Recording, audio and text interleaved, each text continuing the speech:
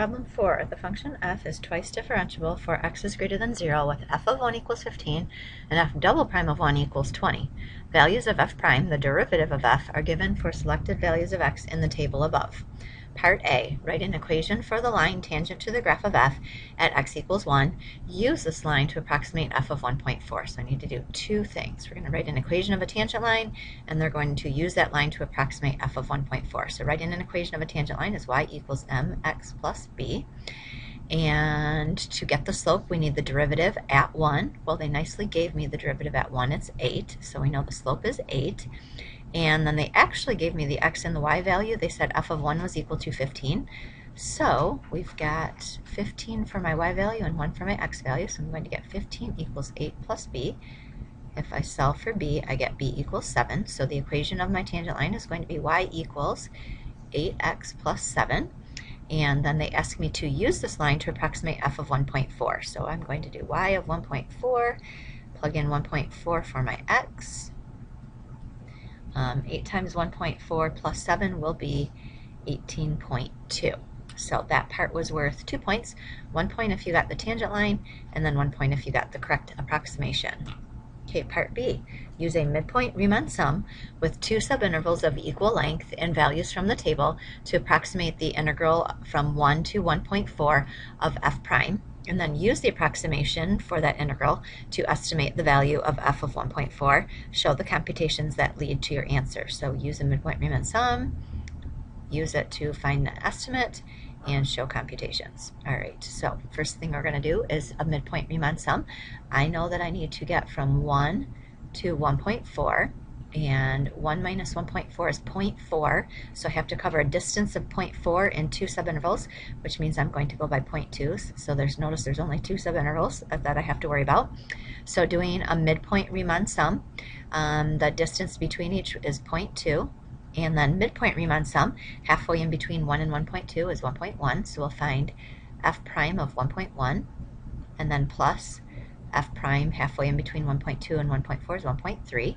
So we'll do f prime of 1.3.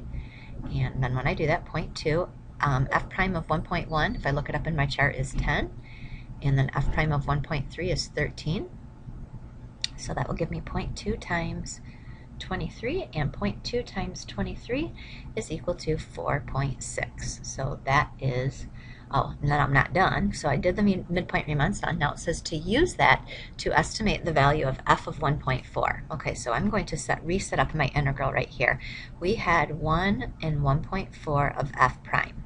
And when I take the integral of that, the integral of f prime is just going to leave me f, but then I have to evaluate it at 1.4 and subtract it when I evaluate it at 1. So now we found that the integral was equal to 4.6. We don't know what f of 1.4 is, and they told me in the problem that f of 1 was equal to 15. So if I add 15 to both sides, my estimate for f of 1.4 will be 19.6. So this was worth 3 points. The first thing that I'm going to get a point for is getting my midpoint Riemann sum correct. The second point that I'm going to get is for actually using that fundamental theorem of calculus. That was 1 point. And then I'll get 1 point for that final approximation. Okay, part C, use Euler's method starting at x equals 1 with two steps of equal size to approximate f of 1.4. Show the computations that lead to your work. All right, so Euler's method, we know we're going to do x, y, and we're going to start at 1. I need to end up at 1.4, but I need again to do two steps, so I'm going to go by 0.2, so I'll do 1.2 and then 1.4. Okay, and we know our first value is equal to, when x is 1, y is equal to 15. So we are all set with that. So step 1, we are going to do, let's call it step 1. We are going to do m is equal to delta y over delta x, and that's actually equal to y prime. So y prime of 1.2, we already know it. We can just look it up in the table as 12. So I'm going to have 12 is equal to delta y, which I don't know, over delta x. The change in my x's is 0.2. So if I cross multiply, I will get that delta y is equal to 1.6. So I know that I get to add 1.6. So my next value is going to be 16.6.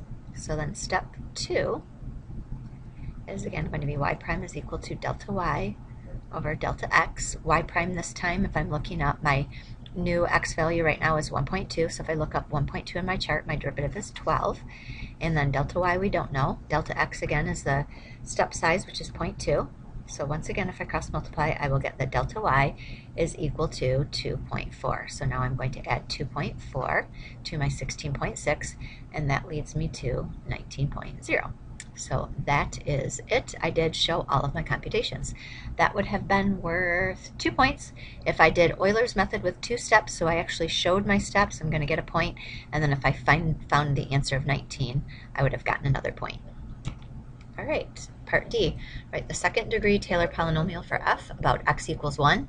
Use the Taylor polynomial to approximate f of 1.4. So if you kind of notice the theme in this, we're always trying to use all sorts of different ways to approximate f of 1.4. All right, so second degree Taylor polynomial would look like p of 2 equals f prime of, excuse me, not f, just f of 1 plus f prime of 1, and we do have to put x minus 1 because it's not centered at 0 now, and then plus f double prime of 1, x minus 1 squared over 2 factorial. So that's what the second degree polynomial will look like. So again, f of 1 they told us was 15, plus f prime of 1 we could look up in the chart, that was 8, and then plus f double prime of 1 they nicely told me was 20, x minus 1 squared over 2 factorial. And I'm going to simplify this one more step. I'm going to get 15 plus 8 parentheses x minus 1 plus 2 factorial is 2, so 20 divided by 2 is 10.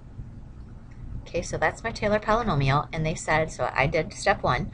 Step 2 says to use the polynomial to approximate f of 1.4. So now I can just plug in 1.4 for my x's and figure out my answer.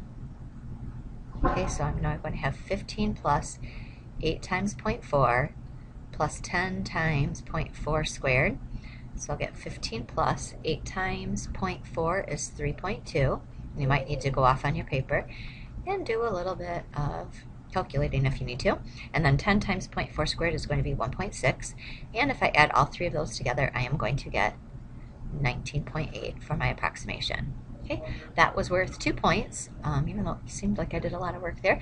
1 point if I got the proper polynomial, and then 1 point if I was able to come up with the correct approximation.